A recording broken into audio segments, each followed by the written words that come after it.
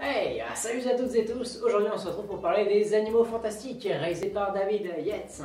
Nouveau film dans l'univers de Harry Potter, univers qu'il connaît particulièrement bien puisque c'est lui qui a réalisé les films numéro 5, 6, 7 et 7.2. Il a aussi réalisé cette même année le film Tarzan, qui était un bon film de divertissement, qui va pas révolutionner les adaptations de Tarzan. Peut-être même que ma préférée restera celle de Disney.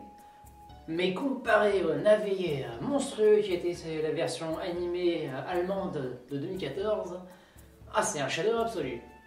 Et niveau réalisation, il n'y avait pas grand chose à dire sur Tarzan, c'était un très beau film qui reposait pas mal sur les effets spéciaux et tout ça, c'était très réussi. Vous pouvez voir ma critique d'ailleurs, hop, je vous mets un petit lien. Donc voilà, c'est quelqu'un de compétent. Et les films 5 à 8 d'Harry Potter font partie des meilleurs. Il est vrai que le 4 était un peu meilleur que le 5. Mais une fois qu'il a pris ses marques, pour moi les 6, 7 et 8 sont les 3 meilleurs films de la saga Harry Potter. Donc voilà, c'est quelqu'un de bon, David Yates. Il a plus besoin de prouver sa valeur. Mais par contre les Animaux Fantastiques, ce n'est pas la même chose. C'est un petit livre d'une centaine de pages écrit par J.K. Rowling, sorti en 2001, qui racontait un peu les différentes créatures qui peuplaient le monde de la magie.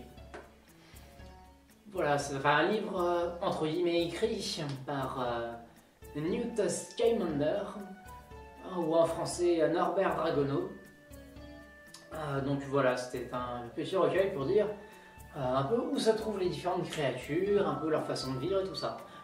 Je ne l'ai pas lu, je tiens à le préciser, mais donc apparemment c'était pas spécialement quelque chose de très narratif, il n'y avait même pas du tout de scénario. Alors du coup, quand les gens ont appris qu'un film allait être basé là-dessus, ils se sont dit bon, d'accord, pourquoi pas, on allait découvrir des Animaux Fantastiques, voilà, bon. Après, quand ils ont annoncé une trilogie dessus, on a commencé à tiquer un petit peu, qu'est-ce qu'ils vont pouvoir faire. Et puis là, ils s'emportent, ce sera 5 films qui vont composer la saga des Animaux Fantastiques. De quoi être en complète panique, mais, et c'est là que tout le monde a fait un grand soupir de soulagement. J.K. Rowling a écrit elle-même en personne un script pour l'ensemble des 5 films, inédit. Donc voilà, en fait, c'est au lieu de ressortir des livres Harry Potter, elle se met directement au film, en se basant effectivement en grande partie sur l'histoire de Norbert Dragono, celui qui a supposément écrit, dans son univers c'est lui qui l'a écrit, mais c'est elle qui a écrit le livre, et donc c'est lui qui a écrit les Animaux Fantastiques. Donc c'est un expert en animaux, et donc le film, c'est ce fameux Norbert qui revient d'un tour du monde où il a amassé un peu des créatures d'un peu partout, et il arrive à New York, où, entre autres, il avait prévu de redonner la liberté à une pauvre espèce d'hippogriffe perdue, qui avait été capturée et emmenée on ne sait trop où pour un marché noir obscur. Et lui, qui veut prendre soin des animaux, il a décidé de le délivrer, de le rapporter avec lui, de le ramener dans son milieu naturel. Et puis sinon, entre autres, il voulait aussi acheter on ne sait quelle créature pour un cadeau. Voilà. Oui, c'est un cadeau comme un autre. Mais malheureusement, le bougre est un peu tête en l'air, un peu perdu, un marginal. Et il est tombé sur... je sais plus comment il s'appelle, Dan Fogler en tout cas, l'acteur. Donc c'est un moldu, mais donc aux États-Unis on appelle ça un non-mage. Et donc cette personne a malencontreusement échangé sa valise avec lui et va par inadvertance l'ouvrir et laisser s'échapper ces 4 animaux fantastiques. Chose complètement inacceptable pour l'univers des aurores. Les aurores, c'est ceux qui traquent les magiciens qui font des fautes ou qui passent du côté obscur. Mais donc là, c'est un autre nom aux États-Unis. Donc voilà. Et donc c'est Catherine Winterstone qui va à la poursuite de Dragono pour lui dire oula c'est pas bien ce que t'as fait. Et puis finalement quand ils se rendent compte qu'il manque des créatures, bon oulala, on va se dépêcher d'aller les retrouver. Et donc on a une bande de 4 qui partent à leur recherche. Donc tu as Dragono, la fille qui était une Aurore mais qui à cause d'un certain événement que je vais taire, n'est plus Aurore, mais continue quand même à faire des enquêtes, même si c'est un peu en dehors de ses clous. Et donc elle aide Dragono pour essayer de récupérer ses créatures. Et avec eux, donc les aide le fameux Molguche qui se trouvait là complètement par hasard.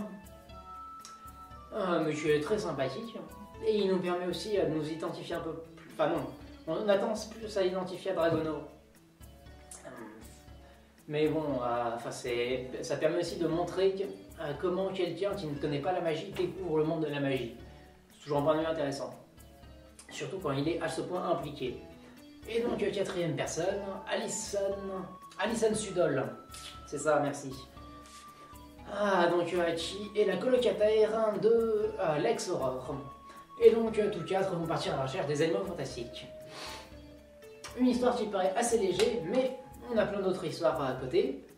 En toile de fond, on a Gellert Grindelwald. Dont on avait un peu entendu parler avant, mais on ne savait pas exactement qui il était. Donc apparemment c'est un mage rebelle, une espèce de terroriste même, pourrait-on dire, incarné par Johnny Depp, dont le but est de confronter le monde des non-mages et des moldus à la magie, pour leur faire comprendre que les mages n'ont pas besoin de se cacher, les sorciers n'ont pas à le faire, oh non. Et il veut déclencher une guerre entre les deux, et il espère que donc les sorciers s'en sortiront vainqueurs et qu'ils domineront le monde sans avoir besoin de se cacher. Quelqu'un d'apparemment assez influent qui fait trembler le monde entier et qui aurait beaucoup de supporters. Autre chose qu'on a un peu dans les sous-intrigues plus ou moins principales et qui vont un peu toutes se regrouper à force, on a le personnage d'Ezra Miller qui paye pas de mine comme ça mais qui est très très bon en fait, on découvre au fur et à mesure, qui est un orphelin recueilli par une espèce de folle furieuse anti-sorcière qui est persuadée que le monde de la magie existe et qu'ils sont très dangereux. Et nous avons aussi dans les sous-intrigues Grave, incarné par Colin Farrell, qui est un peu le chef des mages de l'espèce de confrérie des aurores de New York. Voilà pour l'histoire. Qui paye donc encore une fois pas de mine, mais qui est assez intéressante au final. Dans niveau réalisation, David Yates est toujours excellent, les effets spéciaux sont au top. Certaines créatures font ni chaud ni froid, surtout Ron Perlman. Je suis pas très fan des gobelins, mais son personnage est assez inutile. Le siffleur ou un truc comme ça, celui qui est attiré par tout ce qui brille, c'est une créature relativement intéressante. Mais la plupart des créatures fantastiques ne servent pas à grand chose. D'où le fait que la saga s'appelle les animaux fantastiques, alors que bon, si on s'en sert, mais ils n'ont pas une importance terrible. Sinon, dans les nouvelles choses magiques, on a un petit sort de parapluie un peu nouveau, me semble-t-il. Mais sinon, on a surtout un point qui est quasiment aussi colossal que la révélation des Arcrux dans Le Prince de Sang Mêlé. C'est les obscurantistes. Obscurant quelque chose, on va dire ça. Obscurantis. À défaut, on va dire obscurantis. Qu'est-ce que l'obscurantis? C'est une espèce d'entité qui prend possession des jeunes sorciers et qui les rend complètement fous. C'est en fait les jeunes sorciers qui soit ne sont pas très au courant que ça va devenir des sorciers, ou alors qui veulent enlever leur pouvoir, enfin qui rejettent leur pouvoir. C'est un geste contre nature qui du coup fait que ses pouvoirs lui se retournent contre lui. Et voilà, ça fait quelque chose d'assez moche. Et généralement ça culotte avant ses 10 ans. Et c'est un des éléments clés de l'intrigue d'ailleurs. Et c'est pas mal tout ça. Et franchement, pour un spin-off, enfin, c'est, on va dire, une nouvelle saga dans l'univers, ça se justifie assez pleinement. Ce que propose Grindelwald est quelque chose d'assez pertinent. Pourquoi est-ce que vraiment ils auraient à se cacher? Est-ce qu'ils pourraient pas cohabiter? Est-ce que le monde des sorciers a forcément besoin d'être caché? Étant donné que ça se passe avant Harry Potter, on sait que ça va pas éclater. Mais bon, voilà.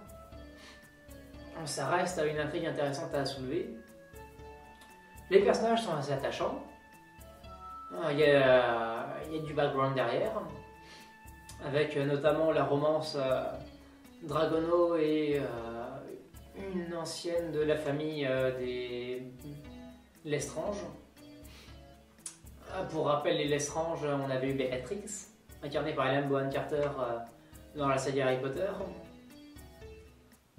Mais donc voilà, on a des personnages qui sont assez intéressants, qui ont tous une personnalité très distincte, et les acteurs sont assez bons, voire très bons pour certains d'entre eux. Colin Farrell a toujours un charisme ahurissant, et Ian Reitman s'en sort très bien à faire le gars un peu à l'ouest, mais qui ressent les choses vraiment, peut-être plus que les autres même, mais il intériorise tout, parce qu'il a l'impression qu'il ne peut pas le partager avec le reste du monde, que le monde ne le comprend pas, et qu'il est obligé de tout garder pour lui. Et ça, Eddie Redmayne en fait quelque chose d'assez intéressant.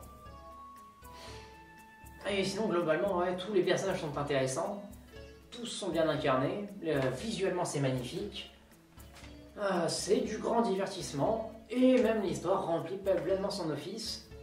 Et même si on ne voit pas exactement comment ils vont en faire 5 films, ce premier se suffit à lui-même, et marche complètement, quoi. Il n'y a pas un seul de ces aspects qui n'est pas probant. Même la musique est pas mal. Ils arrivent à... Ils ont sorti d'autres thèmes différents du thème principal d'Harry Potter. Mais... C'est bien dommage. C'est un plagiat monstrueux, oh la vache. Ça faisait depuis le thème de... Oui, bien sûr. Doctor Strange. Doctor Strange, mais bon là c'était normal, c'était le même compositeur. Donc il s'était auto-plagié par rapport à son thème de Star Trek qu'il avait repompé pour Doctor Strange. Mais là non, j'ai vérifié, c'est pas le même compositeur. Mais donc le compositeur là a fait un pompage mais monstrueux du thème principal de la saga Saw. Ouais, la saga horrifique. C'est pour dire aussi le ton. Tu vois, à partir du... Je trouve que c'est vraiment le 6 qui était en rupture totale avec toutes les autres et qui a vraiment porté la saga Harry Potter à un autre niveau. Mais donc on retrouve un peu cet aspect vraiment très sombre de l'univers, très mature des personnages. Les acteurs étaient déjà adultes en fait, à partir du 6e film. Quoique je crois qu'il avait déjà 19 ans, Daniel Radcliffe, dans Harry Potter 5. Mais il faisait gamin parce qu'il est tout petit, il fait 1m65 le pauvre. Mais bon voilà. Donc on retrouve cette qualité de ton, on va dire. David Yates continue la prolongation de ce qu'il a fait. Et c'est pour ça que je lui accorde pleinement ses 4 étoiles. C'est pas au niveau d'aboutissement des derniers Harry Potter. Mais c'est une nouvelle franchise très intéressante. Et je lui accorde mon pleine et entière confiance pour la suite des 4 films. Donc voilà. Au passage, je tiens à m'excuser pour ces 3 semaines d'attente entre mes 2 dernières vidéos. C'est long 3 semaines. Mais voilà, grippe et tout ça, j'étais pas au mieux. Et surtout, je prépare quelque chose de, j'espère, un peu novateur. Un principe qui me tient à cœur depuis de très longs mois. Et oui, exclusivement par fainéantise, oui, il n'y a pas d'autre explication. Exclusivement par fainéantise, je l'ai toujours pas fait. Mais là, j'ai des idées de plus en plus précises. C'est de plus en plus carré, il faut que je l'écrive. Je vais le tourner la semaine prochaine. Et ça sortira probablement le week-end prochain. Et j'espère que par-delà l'horizon, ça sera votre vidéo préférée de tous les temps. Non, aucune chance, mais bon. J'espère qu'en tout cas, ça vous aimerez son côté poétique. Ah oui, je n'ai pas peur des mots. Allez, continuez de vous cultiver, abonnez-vous à la chaîne si ce n'est pas encore fait. Vous pouvez me suivre sur Facebook, Twitter, mon site internet, Instagram. Ouais. Salut les gens.